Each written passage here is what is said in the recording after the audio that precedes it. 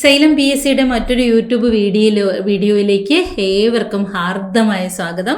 ഇന്ന് കില്ലർ സീരീസിൻ്റെ മറ്റൊരു എപ്പിസോഡിലേക്കാണ് നമ്മൾ പോകാൻ പോകുന്നത്. കുറച്ച് ദിവസങ്ങളായി കില്ലർ സീരീസിൽ മലയാളം അടിസ്ഥാന പാഠാവലിയെയും കേരള പാഠാവലിയെയും ആസ്പദമാക്കിയുള്ള ക്വസ്റ്റ്യൻസ് ആണ് നമ്മൾ ചെയ്തുകൊണ്ടിരുന്നത്. ഇന്നും നമ്മൾ ഒരു 15 മാർക്കിൻ്റെ മലയാളം പരീക്ഷയാണ് അറ്റൻഡ് ചെയ്യാൻ പോകുന്നത്. നോക്കാം, നമുക്ക് 15 ചോദ്യങ്ങളിലേക്ക് പോകാം. ഒന്നാമത്തെ ചോദ്യം നോക്കാം. ഓണവും പൂവും മറന്ന മലയാള നാടിങ്ങു ഖിന്ന ഞാൻ നോക്കി നിൽപ്പൂ, ആരുടെ വരികൾ? ഓണവും പൂവും ഒക്കെ മറന്നു പോകും. ഒരു കാലത്ത്, കുട്ടിക്കാലത്ത് നമ്മൾ ഏറെ ആഘോഷിച്ച ഒരു ഉത്സവമായിരുന്നു ഓണം. അന്നത്തെ ഓണത്തിന് പ്രത്യേകത ഉണ്ടായിരുന്നു. അന്ന് നാട്ടിൻപുറത്തെ പൂക്കളൊക്കെ പറിച്ച് അത്തപ്പൂക്കളം ഇടുകയും എല്ലാം നാട്ടിൻപുറത്തിൻ്റെ സമൃദ്ധിയുമായി ബന്ധപ്പെട്ടാണ് പക്ഷെ ഇന്ന് ഫ്ലാറ്റ് ജീവിതത്തിലേക്ക് പോകുന്ന ഒരു വ്യക്തിയുടെ ചിന്താധാരകളിൽ നിന്നുള്ളൊരു കവിതയാണിത്. ഓണവും പൂവും മറന്ന മലയാള നാടിങ്ങു ഖിന്ന ഞാൻ നോക്കി നിൽപ്പൂ. ഖിന്ന എന്നത് നമുക്കിവിടെ നമ്മുടെ ക്വസ്റ്റ്യൻ അതല്ലായിരുന്നു എങ്കിൽ കൂടി നമുക്ക് ഖിന്ന എന്ന പദത്തിൻ്റെ അർത്ഥം നോക്കാം. ദുഃഖിത. ഖിന്ന എന്ന് പറഞ്ഞാൽ എന്താണ്? ദുഃഖിത എന്നാണ് അർത്ഥം. അപ്പോൾ അങ്ങനെ ഖിന്ന ഞാൻ നോക്കി നിൽപ്പൂ ആരുടെ വരികളാണ്? സുഗതകുമാരി, ബാലാമണി അമ്മ, വിജയലക്ഷ്മി, ബാലചന്ദ്രൻ ചുള്ളിക്കാട്. അങ്ങനെ 4 ഓപ്ഷൻസ് ഉണ്ട്. ആൻസർ ചെയ്തോളൂ. സുഗതകുമാരി ആണോ, ബാലാമണി അമ്മയാണോ, വിജയലക്ഷ്മി ആണോ, ബാലചന്ദ്രൻ ചുള്ളിക്കാടാണോ? ഓണവും പൂവും മറന്ന മലയാള നാടിങ്ങു ഖിന്ന ഞാൻ നോക്കി നിൽപ്പൂ. ഖിന്ന, ദുഃഖിത. ഖിന്ന എന്നതിൻ്റെ പുല്ലിംഗ രൂപം ഖിന്നനാണ്. ഒരിക്കൽ ഈ ഒരു ചോദ്യം തന്നിട്ട് ഇതിൽ ഖിന്ന അടിവരയിട്ടിട്ട് ഇതിൻ്റെ പുല്ലിംഗ രൂപം ചോദിച്ചിരുന്നു. ഖിന്നൻ അപ്പോൾ ഖിന്നൻ, ഖിന്നൻ ദുഃഖിതൻ, ഖിന്ന ദുഃഖിത. നമ്മുടെ ചോദ്യം അതായിരുന്നില്ല. ഈ വരികൾ ആരുടേതാണ് എന്നുള്ളതായിരുന്നു. Option A, B, C, D. Answer ചെയ്തോളൂ. ഓപ്ഷൻ C ആണ് ആൻസർ. വിജയലക്ഷ്മിയുടെ കവിതകൾ എന്ന കവിതാ സമാഹാരത്തിൽ നിന്നും എടുത്തതാണ് ഏതാ ഈ ഒരു കവിത. വിജയലക്ഷ്മിയുടെ കവിതകൾ എന്ന കവിതാ സമാഹാരത്തിൽ നിന്നും എടുത്തതാണ് ഓണവും പൂവും മറന്ന മലയാള നാടിങ്ങു ഖിന്ന ഞാൻ നോക്കി നിൽപ്പൂ എന്നുള്ളത്. ആരുടേത്? വിജയലക്ഷ്മിയുടേതാ. ഇനി വേപധു എന്ന പദത്തിൻ്റെ അർത്ഥം എന്താണ്? വേപധു ദുഃഖം, അസൂയ, വിറയൽ, രോമാഞ്ചം. ഞാനൊരു ചെറിയ ക്ലൂ തരാം. ജി ശങ്കരക്കുറുപ്പിൻ്റെ സൂര്യകാന്തി എന്ന കവിതയിൽ ആര്യമാവെഴുന്നള്ളി വരുന്നേരം വേപധു ആർന്ന ഉടലോടെ സൂര്യകാന്തി നിന്നു എന്നാണ് കവി പറയുന്നത്. സൂര്യൻ, അതാണ് ആര്യമാവ് ആര്യമാവ് എഴുന്നള്ളി വരുമ്പോൾ തൻ്റെ പ്രണയ പാരവശ്യം സൂര്യനോട് പറയാനാകാതെ നാണം കൊണ്ടും പിന്നെന്താ ഈ സൂര്യൻ എന്ന് പറയുന്ന മഹാ ഊർജ്ജ സ്രോതസ് എവിടെ കിടക്കുന്നു? വെറും പുൽക്കൊടിയായ സൂര്യകാന്തി എവിടെ കിടക്കുന്നു? അപ്പോൾ സൂര്യനോട് എങ്ങനെ തൻ്റെ പ്രണയം പറയും? അത്രയ്ക്ക് നിസ്സാരയാണല്ലോ സൂര്യകാന്തി. അങ്ങനെ അത് ഓർത്തിട്ടുള്ളൊരു ഇച്ഛാഭംഗത്തോടുകൂടി വേപധുവാർന്ന ഉടലോടെ എന്നാണ് കവി വർണ്ണിച്ചത്. അപ്പോൾ ഇവിടെ വേപധു എന്തായിരിക്കും? ദുഃഖമായിരിക്കോ, അസൂയായിരിക്കോ, വിറയലായിരിക്കോ, രോമാഞ്ചമായിരിക്കോ? വിറയൽ തന്നെയാണ് ഓപ്ഷൻ C തന്നെയാണ്. കാരണം അത്രയ്ക്ക് അവൾക്ക് ലജ്ജാഭാരത്താലും അതുപോലെ തന്നെ വിഷമം കൊണ്ടും ആര്യമാവിനോട് എങ്ങനെ ഇത് പറയും? താൻ എത്ര നിസ്സാരയാണ്, അത് താൻ ഓർക്കുന്നില്ലല്ലോ എന്നൊക്കെയുള്ള പശ്ചാത്താപം കൊണ്ടൊക്കെയാണ് ശരീരം വിറച്ചത്. വേപധു, വിറയൽ. അപ്പോൾ ഇനി നമ്മൾ ആവർത്തിച്ച് പല PSC പരീക്ഷകൾക്കും വിജയലക്ഷ്മി ടീച്ചറുടെ കൃതികൾ ചോദിച്ചിട്ടുണ്ട്.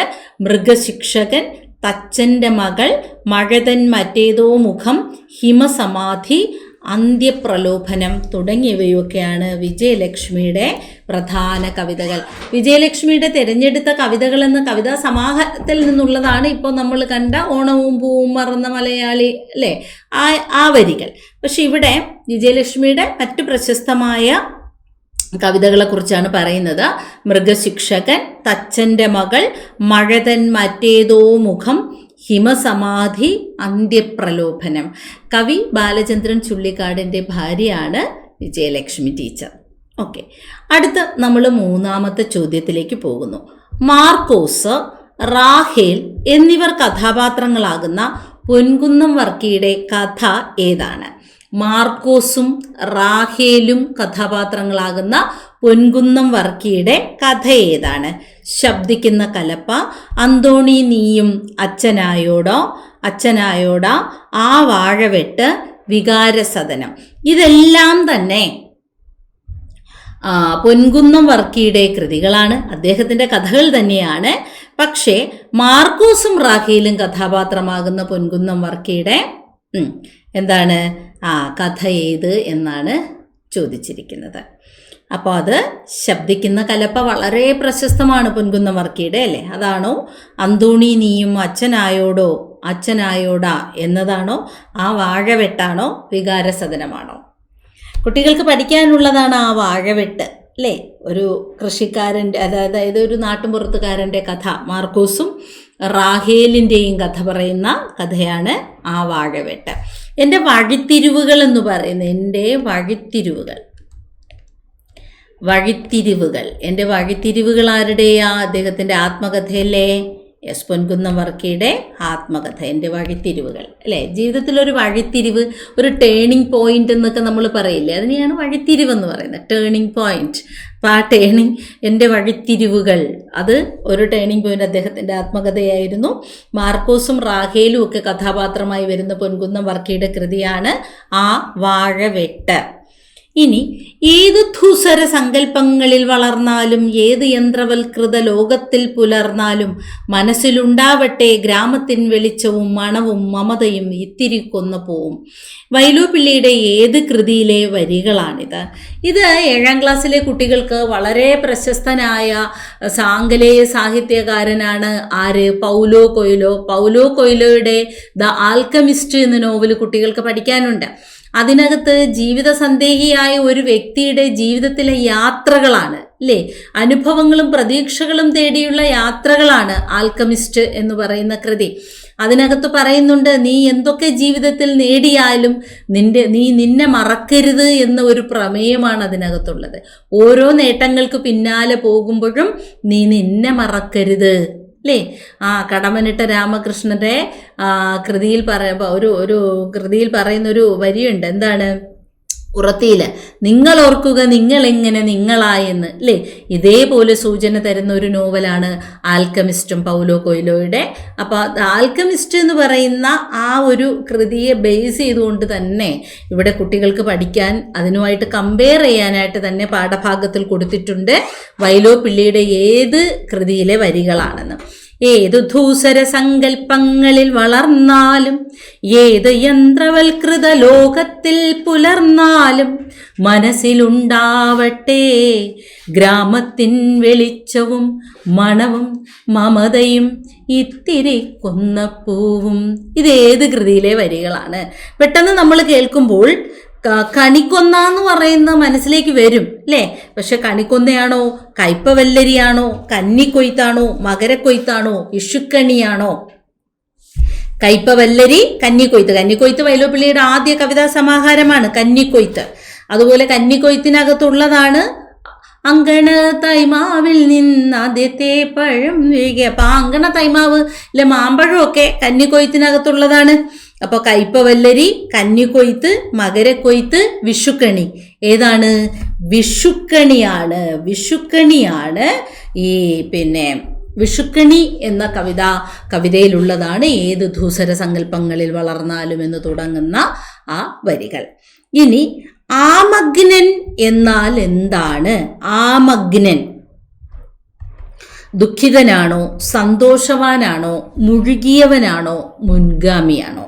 അപ്പൊ ആമഗ്നൻ എന്നാൽ എന്താണ്? ദുഃഖിതൻ, സന്തോഷവാൻ, മുഴുകിയവൻ, മുൻഗാമി. അപ്പോൾ ആമഗ്നൻ എന്ന് പറഞ്ഞാൽ ആമഗ്നയായി, അല്ലേ? ആമഗ്നനാകുക എന്നൊക്കെ പറഞ്ഞാൽ ABCD. ആൻസർ പറയൂ. A ആണോ, B ആണോ, C ആണോ, D ആണോ? ആമഗ്നൻ എന്നതുകൊണ്ട് എന്തായിരിക്കും ഉദ്ദേശിക്കുന്നത്? ആമഗ്നൻ എന്നാൽ ഒരു കാര്യത്തിൽ മുഴുകിയവൻ എന്നാണ് അർത്ഥം, അല്ലേ? ഒരു കാര്യത്തിൽ അങ്ങ് മുഴുകിയവൻ, അവൻ മുഴുകിയിരിക്കുകയാണ് ആ കാര്യത്തിൽ. അങ്ങനെയുള്ളവരെയാണ് ആമഗ്നൻ എന്ന് പറയുന്നത്. ചിന്താമഗ്നനായിരുന്നു, അല്ലേ? ചിന്താ അധികം ആമഗ്നൻ. അതെ, ചിന്തയിൽ ആമഗ്നനായവൻ. നമ്മൾ ചേർത്തെഴുതുമ്പോൾ എന്തു പറയും? ചിന്താമഗ്നൻ, ചിന്താമഗ്നനായിരുന്നു, ചിന്താമഗ്നൻ. അല്ലേ, ഇവിടെ ഒരു ആയുണ്ട് അല്ലേ, എന്ത് ആയും കൂടി ആകുമ്പോഴത്തേക്ക് എന്താവും? ഈ അങ്ങ് ലോപിക്കും, രണ്ടും കൂടി ചേർത്തെഴുതും, ചിന്താമഗ്നൻ. ലോപസന്ധി പറയാൻ നമുക്ക് അല്ലേ, ഇന്ത് ആ. യെസ്, ഇവിടുത്തെ അങ്ങ് പോവും, ഇന്തും ആയും കൂടെ ചേർന്ന് എന്തായാവും? ചിന്താമഗ്നൻ, ചിന്തയിൽ മുഴുകിയിരിക്കുന്നവൻ. ഓക്കെ, ആറാമത്തെ ചോദ്യത്തിലേക്ക്. 2 മത്സ്യങ്ങൾ ആരുടെ കഥയാണ്? N Prabhakaran, TD Ramakrishnan, Ambikasudhan Mangad, Ponkunnam Varkey. N പ്രഭാകരനാണോ, TD രാമകൃഷ്ണനാണോ, അംബികാസുധൻ മാങ്ങാടാണോ, പൊൻകുന്നം വർക്കിയാണോ? 2 മത്സ്യങ്ങൾ ആരുടെ കഥയാണ് എന്നുള്ളതാണ് ചോദ്യം. ചുറ്റിനും കണ്ണുകൾ വേണം മനുഷ്യനിപ്പോൾ ജീവിക്കാൻ. കാരണം മുൻപിലുള്ള 2 കണ്ണുകൾ മാത്രം പോരാ, ചുറ്റിനും കണ്ണുകൾ വേണം അല്ലേ, അലർട്ടായി ജീവിക്കുക എന്നുള്ള അർത്ഥം. 4 പാടും ആക്രമണോത്സുകരായി ആളുകളുണ്ട്, കുടില ചിന്തകളുമായി ആളുകളുണ്ട്, കണ്ണു തുറന്ന് ജീവിക്കണം എന്നൊക്കെയുള്ളൊരു പ്രമേയം. അങ്ങനെ പറയാതെ പറയുന്നൊരു പ്രമേയമാണ് അംബികാസുധൻ മാങ്ങാടിൻ്റെ 2 മത്സ്യങ്ങൾ അല്ലേ. കാസർഗോഡ് ജില്ലയിലെ എൻമകജെ എന്ന ഗ്രാമത്തെക്കുറിച്ച് അദ്ദേഹം ഒരു കൃതി രചിച്ചു. അതായിരുന്നു എൻമകജെ. ഈ എൻമകജെ എന്ന കൃതി അല്ലേ, ഒരുപാട് ചർച്ച ചെയ്യപ്പെട്ട ഒരു കൃതിയാണ്. അതായത് കാസർഗോഡ് ജില്ലയിലെ എൻമകജെ ഗ്രാമത്തിലെ എൻഡോസൾഫാൻ ദുരിതബാധിതരുടെ ജീവിതം പ്രമേയമാക്കിക്കൊണ്ട് അംബികാസുധൻ മാങ്ങാട് രചിച്ച കൃതിയാണ് എൻമകജെ. പക്ഷേ അതുപോലെ 2 മത്സ്യങ്ങൾ എന്ന കഥയിൽ മനുഷ്യൻ്റെ ചുറ്റുപാടുകളിൽ സർവൈവൽ ഓഫ് എക്സിസ്റ്റൻസ് എന്ന് പറയുന്ന ഒരു സാധനമുണ്ട് അല്ലേ, നിലനിൽപ്പിന് വേണ്ടിയുള്ള പോരാട്ടം. അത് ജീവജാലങ്ങളാണെങ്കിലും ശരി, മനുഷ്യനാണെങ്കിലും ശരി, ആ ഒരു നിലനിൽപ്പിന് വേണ്ടിയുള്ള ജീവൻ മരണ പോരാട്ടം എന്ന ഒരു കാര്യം തന്നെയാണ് ഈ 2 മത്സ്യങ്ങൾ. വളരെ മനോഹരമായൊരു കഥയാണ്. എപ്പോഴെങ്കിലും സമയം കിട്ടുമ്പോൾ 8ാം ക്ലാസ്സിൻ്റെ കേരള പാഠാവലി ഒന്ന് എടുത്ത് നോക്കൂ, അതിനകത്ത് ഉണ്ട് ഈ ഒരു 2 മത്സ്യങ്ങൾ. ഇനി സന്ധി ഏത് എന്നൊരു പ്രത്യേക പദം തന്നിട്ട് ചോദിക്കാതെ 4 പദങ്ങൾ തന്നിട്ട് ഈ 4 പദങ്ങളും ഉൾക്കൊള്ളുന്ന സന്ധിയുണ്ട്. അതിൽ നിന്ന് വ്യത്യസ്തമായ സന്ധി ഏത് എന്നുള്ളതാണ് ചോദ്യം. നെന്മണി, 8000, നീലത്താമര, പൊന്നോണം. ഇങ്ങനെ 4 പദങ്ങളാണുള്ളത്. നെന്മണി, 8000, നീലത്താമര, പൊന്നോണം. ഇതിൽ നിന്നും വ്യത്യസ്തമായ സന്ധി കണ്ടുപിടിക്കാനാണ് പറഞ്ഞിരിക്കുന്നത്. 4 പദങ്ങളുടെയും സന്ധി എടുത്തിട്ട് അതിൽ വ്യത്യസ്തമായത് കണ്ടുപിടിക്കണം. അപ്പം നമുക്ക് നോക്കാം. നമ്മൾ നെൽ പ്ലസ് മണി എന്നാണ് പിരിക്കുന്നത് അല്ലേ, അത് നമ്മൾ പഠിച്ചിട്ടുണ്ട്. ചേർത്തെഴുതുമ്പോൾ നെന്മണി ആകുമെന്നും അത് എന്തിലേക്ക് പോകുമെന്നും നമ്മൾ പഠിച്ചിട്ടുണ്ട്. ആദേശം ആവുമെന്നും പഠിച്ചിട്ടുണ്ട്. യെസ്, ഇത് ആദേശം. ഇനി എൻ പ്ലസ് ഇവിടെ എഴുതാമേ, ഇവിടെ എഴുതിയാലേ മറയും. അപ്പം അത് ആദേശം തന്നെയാണ്, നമുക്ക് ആൻസർ കിട്ടി, ആദേശമാണ്. അടുത്തത് എൻ പ്ലസ് 1000, എണ്ണധികം 1000 അല്ലേ. ചേർത്തെഴുതുമ്പോഴോ 8000 എന്നാവും. എണ്ണധികം 1000, 8000. ഇണ്ണെന്ന ചില്ലിനകത്തൊരു നായുണ്ട്. ഈ നായാണ് ഇരട്ടിച്ച് ഇണ്ണ് ആകുന്നത്. ഇണ്ണുമായും കൂടെ ചേരുമ്പോൾ ഇണ്ണ. അങ്ങനെ ഇണ്ണെന്ന ചില്ലിലെ നാ ഇരട്ടിച്ചാൽ ഇണ്ണ ദുത്വം തന്നെയാണ്, ദുത്വസന്ധി അല്ലേ. നീല അധികം താമര, നീല അധികം താമര, താ ഇരട്ടിച്ച് ഇത്തയായി, അതുകൊണ്ട് അതും ദുത്വം തന്നെ. ഇനിയോ പൊന്നോണം അല്ലേ, പൊന്നധികം ഓണം. ഇവിടെയും സംഭവിച്ച എന്താണ്?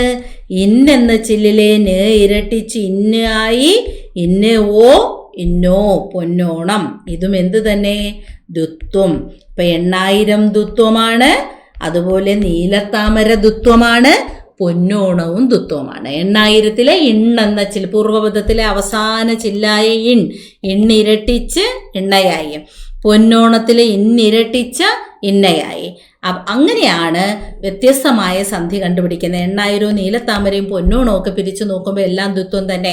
നെന്മണിയാകട്ടെ നമ്മൾ പഠിച്ചിട്ടുണ്ട് ല പോയി ന വരുമെന്ന്. ചില്ലായിട്ടുള്ള ഇല്ല് അതിനകത്തുള്ള ല വെച്ചും പിരിക്കാം, അത് പോയാൽ ന വരും.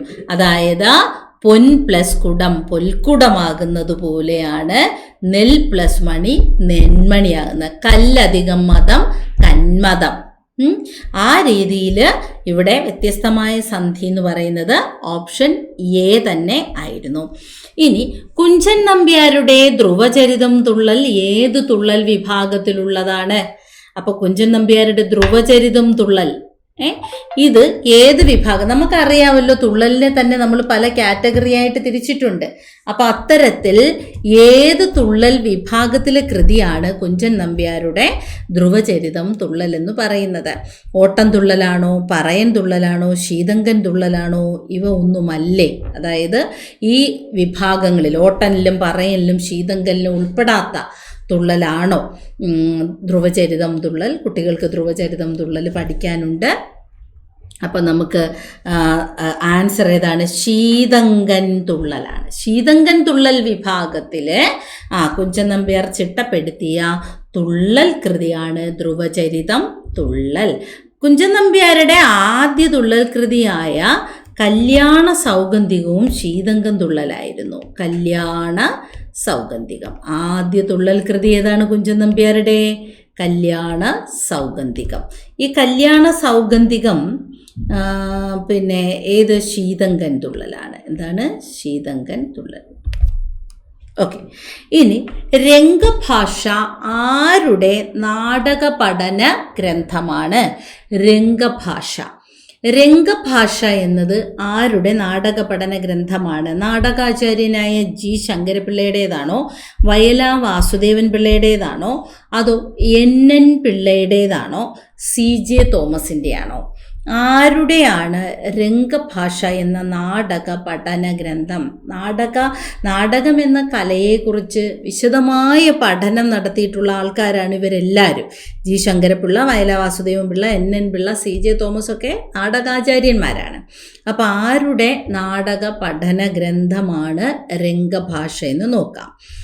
ഇത് ഓപ്ഷൻ എ ജി ശങ്കരപിള്ളയാണോ, ബി വയലാ വാസുദേവൻ പിള്ളയാണോ, ജി ശങ്കരക്കുറുപ്പല്ല ജി ശങ്കരപിള്ള തന്നെ, NN പിള്ളയാണോ, CJ തോമസ് ആണോ? ജി ശങ്കരക്കുറുപ്പ് കവി, ജി ശങ്കരപിള്ള നാടക ആചാര്യൻ. അപ്പം ഇവിടെ ആൻസർ ബി ആയിരുന്നു. വയലാ വാസുദേവൻ പിള്ളയാണ് രംഗഭാഷ എന്ന നാടക പഠന ഗ്രന്ഥത്തിൻ്റെ കർത്താവ്.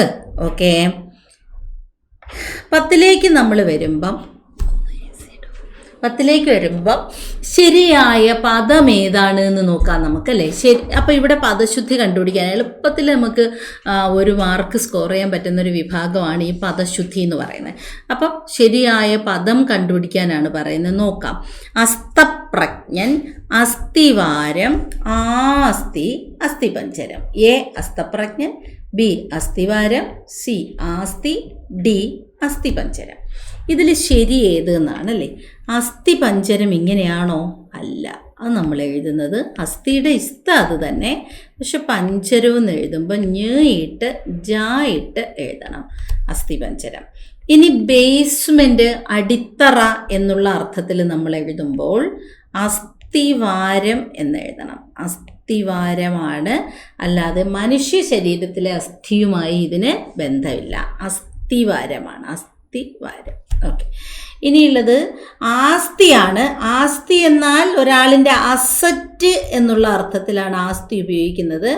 ആസ്തിക്ക് വെറും താമതി. ഇനി അസ്തപ്രജ്ഞൻ ആണ് ശരി. അസ്തപ്രജ്ഞൻ എന്ന പദത്തിൻ്റെ അർത്ഥം ബുദ്ധി അസ്തമിച്ചവൻ, ബുദ്ധി നശിച്ചവനെയാണ് നമ്മൾ അസ്തപ്രജ്ഞനായി പോയി. പ്രജ്ഞ എന്ന് പറഞ്ഞാൽ ബുദ്ധിയാണ് അല്ലേ. ബുദ്ധിക്ക് അല്ലേ ആ ഒരു പ്രജ്ഞ, മനീഷ, ധിഷണ, മതം എന്നൊക്കെ പറഞ്ഞാൽ എന്താണ്? ബുദ്ധിയാണ്. മതി, ബുദ്ധി. അപ്പോൾ മതം അഹങ്കാരമാണ്, മതി ബുദ്ധി. അപ്പോൾ ആ ബുദ്ധി നശിച്ചവൻ പ്രജ്ഞബുദ്ധിയാണ് അല്ലേ. നമ്മൾ ഒരു പദ്യത്തിൽ കേട്ടിട്ടില്ല, എന്താണ്? ഒരു പകുതി പ്രജ്ഞയിൽ നിഴലും നിലാവും, മറുപകുതി പ്രജ്ഞയിൽ നിന്നാണിയരാവും. അങ്ങനെ കേട്ടിട്ടില്ലേ. അപ്പോൾ പ്രജ്ഞ ബുദ്ധിയാണ്, അസ്തപ്രജ്ഞൻ ബുദ്ധി നശിച്ചവൻ. ചിലപ്പോൾ നമ്മൾ മാത്സ് ക്വസ്റ്റ്യനൊക്കെ കിട്ടുമ്പോൾ അസ്തപ്രജ്ഞരായിരുന്നു പോകും, ഒരു നിമിഷം ബുദ്ധി അങ്ങ് അസ്തമിച്ചു പോകും. ഇതിനെയാണ് അസ്തപ്രജ്ഞൻ എന്ന് പറയുന്നത്. ഇനി താഴെ തന്നിരിക്കുന്ന സാഹിത്യ ചോദ്യത്തിൽ ചേരാത്ത ജോഡി ഏതാണ്? തമ്മിൽ ചേരാത്ത ഒരു ജോഡി ഇവിടെ ഉണ്ട്, നമുക്ക് നോക്കാം. ചേരാത്ത ജോഡി ഏതാണെന്ന്. പ്രേമാമൃതം, നാടൻ പ്രേമം, പ്രേമസംഗീതം, ഡി പ്രേമലേഖനം. ഇങ്ങനെ 4 കൃതികളാണ് ഇവിടെ തന്നിട്ടുള്ളത്. അതിൽ പ്രേമാമൃതം CV രാമൻപിള്ളയുടെ നേർക്ക് കൊടുത്തിട്ടുണ്ട്. നാടൻ പ്രേമം SK പൊറ്റക്കാടിൻ്റെ നേർക്ക് കൊടുത്തിട്ടുണ്ട്. പ്രേമസംഗീതം ഉള്ളൂരിൻ്റെ നേർക്ക് കൊടുത്തിട്ടുണ്ട്. പ്രേമലേഖനം P കേശവദേവൻ്റെ നേർക്കും കൊടുത്തിട്ടുണ്ട്. ഇങ്ങനെ 4 പേരെയാണ് ഇവിടെ ഉദാഹരിച്ചിരിക്കുന്നത്. അവരവരുടെ കൃതികളെല്ലാം പ്രേമവുമായി ബന്ധപ്പെട്ടതാണ്. ഇതിലേതോ ഒന്ന് ചേരാത്തതാണ്. പ്രേമാമൃതം CV രാമൻപിള്ള തന്നെയാണ്. CVയുടെ സാമൂഹിക നോവലാണ്. CV രാമൻപിള്ളയുടെ സാമൂഹിക നോവലാണ് പ്രേമാമൃതം. അപ്പോൾ അദ്ദേഹം 3 ചരിത്ര നോവലുകൾ എഴുതിയിട്ടുണ്ടല്ലേ. 3 ചരിത്ര നോവലുകൾ അദ്ദേഹം എഴുതിയിട്ടുണ്ട്. ഏതൊക്കെയാണ് അദ്ദേഹത്തിൻ്റെ ചരിത്ര നോവലുകൾ? CVയുടെ ചരിത്ര നോവലുകൾ രാമരാജ ബഹദൂർ, ധർമ്മരാജ, മാർത്താണ്ഡവർമ്മ. അപ്പോൾ CVയുടെ ചരിത്ര നോവലുകൾ ധർമ്മരാജ, മാർത്താണ്ഡവർമ്മ, രാമരാജ ബഹദൂർ. ഇത് 3ഉം CV രാമൻപിള്ളയുടെ ചരിത്ര നോവലുകളാണ്. എന്നാൽ അദ്ദേഹത്തിൻ്റെ ഒരു സാമൂഹിക നോവൽ കൂടിയുണ്ട്, അതാണ് പ്രേമാമൃതം. അപ്പോൾ CV രചിച്ച സാമൂഹിക നോവൽ ഏതെന്ന് ചോദിച്ചാൽ പ്രേമാമൃതമാണ്. CVയുടെ സാമൂഹിക നോവൽ ഏതാണ്? പ്രേമാമൃതം. അപ്പോൾ CVയുടെ സാമൂഹിക നോവൽ പ്രേമാമൃതമാണ്. അത് ഓക്കെയാണ്. അപ്പം നമ്മളത് കറക്റ്റ് ചെയ്തു. നാടൻ പ്രേമമോ? അതും SK പൊറ്റക്കാടിൻ്റെ തന്നെ അദ്ദേഹത്തിൻ്റെ ആദ്യ നോവൽ എന്ന വിഭാഗത്തിൽ അദ്ദേഹം ആദ്യമായി രചിച്ചിരിക്കുന്ന നോവലാണ് നാടൻ പ്രേമം. അപ്പം നാടൻ പ്രേമം CV രാമൻപിള്ളയുടെ SK പൊറ്റക്കാടിൻ്റെ ആദ്യ നോവലാണ് നാടൻ പ്രേമം. ഇനി പ്രേമസംഗീതമോ? അക്കാര്യത്തിൽ നമുക്ക് ഒരു ഡൗട്ടുമില്ല. പ്രേമസംഗീതമൊക്കെ കാര്യം എന്തെന്ന് വെച്ചാൽ പ്രേമസംഗീതം ഒരൊറ്റ മതമുണ്ടുലകിന്നുയിരാം പ്രേമമതൊന്നല്ലോ പരക്കെ നമ്മെ പാലമൃതോട്ടും പാർവണ ശശിബിംബം അടുത്തു നിൽപ്പോരനുജന നോക്കാൻ അക്ഷികളില്ലാത്തോർ കരൂപനീശ്വരൻ അദൃശ്യനായാൽ അതിലെന്താശ്ചര്യം. അങ്ങനെ തുടങ്ങുന്ന മനോഹരമായ, അതിൽ തന്നെ PSCയുടെ PYQ ആയിരുന്നു ഏത്? നമുക്കിലുയരാം നടുകിൽ തിന്നാം നൽകുകിൽ നേടിയിടാം നമുക്കു നാമേ പണിവത് നാഗം നരകവും അതുപോലെ. അതൊക്കെ ആവർത്തിച്ച് ചോദിക്കുന്നതാണ്. നമുക്ക് നാമേ പണിവത് നാഗം നരകവും അതുപോലെ ആരുടെ വരികളെന്ന്? അതൊക്കെ ഉള്ളൂരിൻ്റെ പ്രേമസംഗീതത്തിലെ വരികളാണ്. ഇനി പ്രേമലേഖനം, അത് പിന്നെ നമ്മൾ ഒരു വിധത്തിലും തെറ്റിക്കാത്തൊരു ചോദ്യമാണ്. കേശവദേവ അല്ല, അത് പ്രേമലേഖനം ബഷീറിൻ്റെയാണ്. ബഷീറിൻ്റെ കൃതിയാണ് പ്രേമലേഖനം എന്ന് പറയുന്നത്. ബഷീറിൻ്റെ കൃതിയാണ്, P കേശവദേവ് അല്ല. അപ്പം അത് ഇത് ഒരിക്കൽ പരീക്ഷയ്ക്ക് ചോദിച്ചതാണ്. പക്ഷേ പ്രേമലേഖനത്തിൻ്റെ നേർക്ക് PSC ബഷീർ എന്നെ കൊടുത്തിട്ട് ചേരാത്ത ജോഡി ഏതെന്ന് ചോദിച്ചു. പക്ഷെ അതിൽ ചേരാത്ത ജോഡി ഇല്ലായിരുന്നു. അതുകൊണ്ട് തന്നെ ക്വസ്റ്റ്യൻ ക്യാൻസൽ ചെയ്യേണ്ടി വന്നു. അപ്പം നമുക്ക് വേണമെങ്കിൽ അതേ സെയിം ക്വസ്റ്റ്യൻ പ്രേമലേഖനത്തിൻ്റെ ഒന്ന് പേര് മാറ്റി ഇട്ട് കൊടുക്കാം, അപ്പോഴേക്കും ശരിയാവും. അപ്പോൾ ഇവിടെ അസ്തപ്രജ്ഞനാണേ. ഓക്കെ അല്ലേ? യെസ്. ഇനി 12ാമത്തെ ചോദ്യത്തിലേക്ക് നമ്മൾ പോകുന്നു. ശരിയായ പദം കണ്ടെത്താൻ, അതായത് പദശുദ്ധി തന്നെയാണ്, ഇൻഡയറക്റ്റായിട്ട് പദശുദ്ധി ചോദ്യമാണ്. താഴെ തന്നിരിക്കുന്നതിൽ ശരിയായ പദം ഏത്? അഗതി, അഗതി, അഗതി, ആഗതി. ഇവിടെ ചോദ്യകർത്താവ് എന്താണ് ഉദ്ദേശിക്കുന്നത്? എന്താണ്? സഹായത്തിന് ആരുമില്ല, പാവപ്പെട്ടയാളെന്നുള്ള അർത്ഥത്തിൽ അല്ലേ? പാവപ്പെട്ടവൻ, അതെ, ദരിദ്രൻ, പാവപ്പെട്ടവൻ, ആരും സഹായിക്കാനില്ലാത്തവരെയാണ് നമ്മൾ അഗതികളായവരെന്ന് പറയുന്നത്. അഗതി മന്ദിരം എന്നൊക്കെ കേട്ടിട്ടില്ലേ? നിസ്സഹായരായി പോയവർ, ഒറ്റപ്പെട്ടു പോയവരെയൊക്കെയാണ് അഗതികൾ എന്ന് പറയുന്നത്, അനാഥരെന്ന് പറയാം. അപ്പം ഇതിൽ നിന്ന് ഏതാണ് നമ്മൾ എടുക്കേണ്ടത്? എ ആണ് എടുക്കേണ്ടത്, അഗതി. അല്ലാതെ ഞാൻ മറിച്ചിട്ട ധായല്ല, ദയുടെ ധായല്ല, തത്തയുടെ ധായുമല്ല, അഗതി. ഇനി ശരിയായ പദം കണ്ടെത്തുക. ഉച്ചഭാഷണി, ഉദ്ബോധനം, ഉച്ചഭാഷിണി, ഉത്ഭവം. ഇതിലേതോ ഒരെണ്ണം ശരി. ബാക്കിയുള്ള എല്ലാം തെറ്റ്. ഏതായിരിക്കും? ഉച്ചഭാഷണി എന്തായാലും വരില്ല, ഭാഷണി എന്ന് വരില്ല അല്ലേ? അപ്പോൾ അത് തെറ്റ്. ഉദ്ബോധനവും തെറ്റ്. കാരണം ഉദ്ബോധനം എന്ന് എഴുതുന്നത് എങ്ങനെയാണ്? ഉദ്ബോധനം. ഉദ്ബോധനം എന്ന് പറഞ്ഞാൽ നമ്മൾ ഒരാളിലേക്ക് ആ കാര്യം കൊണ്ടെത്തിക്കുക അല്ലേ, അവയർനെസ് കൊടുക്കുക എന്നൊക്കെയുള്ള അർത്ഥത്തിലാണ് ഉദ്ബോധിപ്പിക്കുക, മനസ്സിലാക്കി എടുക്കുക എന്നൊക്കെയുള്ള അർത്ഥത്തിൽ ഉദ്ബോധനം. ഇനി ഉച്ചഭാഷിണിയാണ്, ഉച്ചഭാഷണി അല്ല.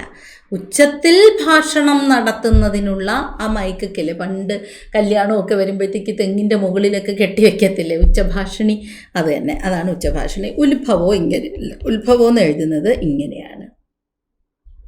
ഭവം കണ്ടില്ലേ, താ ഭ ഇങ്ങനെ, ഇങ്ങനെ ഇട്ടതിൽ ചെറുതായിട്ടൊന്ന് തെറ്റി കറക്റ്റ് എഴുതി തരാം. ഇതാണ്ട് ഇത് ഉദ്ഭവം, ഉദ്ഭവമാണ്, അല്ലാതെ എന്തല്ല, ഈ ഉത്ഭവം അല്ല, ഉദ്ഭവമാണ്, ഉദ്ഭവമല്ല. ഇങ്ങനെ എഴുതിയാലും ശരി തന്നെ. ഞാൻ എന്തായാലും നിങ്ങളെ ഇനി ആ അക്ഷരം ഇട്ട് തെറ്റിക്കുന്നില്ല, കറക്റ്റ് എഴുതി തരാവേ. ഉദ്ഭവം, ഉദ്ഭവം ആണ്. അപ്പോൾ ഉദ്ഭവമാണ്, അല്ലാതെ ഉത്ഭവം അല്ല. ഓക്കെ അല്ലേ? 14ാമത്തെ ചോദ്യത്തിലേക്ക് പോകുന്നു. ശരിയായ പദം കണ്ടെത്തുക. ശരിയായ പദം കണ്ടെത്തുക. ശ്ലാഘനീയം, ശ്ലാഘനീയം, ശ്ലാക്ലനീയം. 3 ഓപ്ഷൻസേ ഉള്ളൂ. എന്തായാലും വളരെ പ്രയാസമുള്ളൊരു പദമാണ്. അപ്പോൾ ഈ 3 ഓപ്ഷനിൽ നിന്നും കണ്ടെത്തിയാൽ മതി. ശ്ലാഘനീയമാണ് ശരി. ശ്ലാഘനീയം എന്നാൽ ശ്ലാഘിക്കപ്പെടേണ്ടത്. ശ്ലാഘിക്കപ്പെടുക എന്ന് പറഞ്ഞാൽ അഭിനന്ദിക്കപ്പെടേണ്ടത് അല്ലേ? ഈ നിന്ദ്യം ഉണ്ട് അല്ലേ? അതിൻ്റെ ശ്ലാഘനീയത്തിൻ്റെ നേരെ വിപരീതം നമുക്ക് നിന്ദനീയം കൊടുക്കാം. നിന്ദനീയം എന്ന് പറഞ്ഞാൽ എന്താണ്? നിന്ദിക്കപ്പെടേണ്ടത് അല്ലേ?